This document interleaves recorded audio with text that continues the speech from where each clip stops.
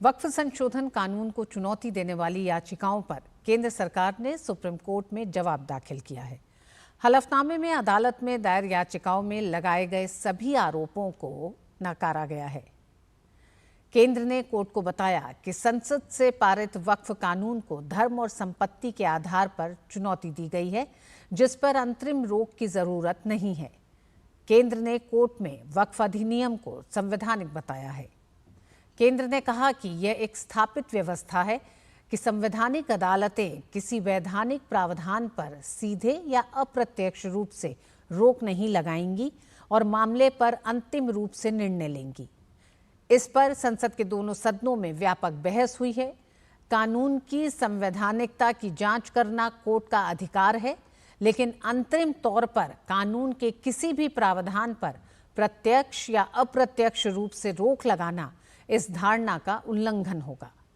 हलफनामे में कहा गया है कि सुप्रीम कोर्ट द्वारा सुनी जा रही याचिकाओं में किसी भी व्यक्तिगत मामले में अन्याय की शिकायत नहीं की गई है।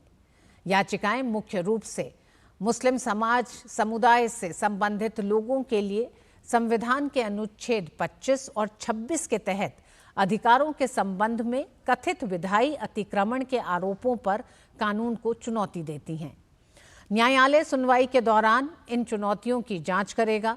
याचिकाएं इस गलत दलील के आधार पर दायर हुई हैं कि वक्फ कानून में संशोधन अनुच्छेद 25 या 26 के तहत दिए गए किसी अधिकार को छीन लेते हैं। वक्फ अधिनियम का मूल उद्देश्य ऐसे वक्फ को वैधता देना है जिन्हें सामान्य कानून के तहत अमान्य माना जाता था।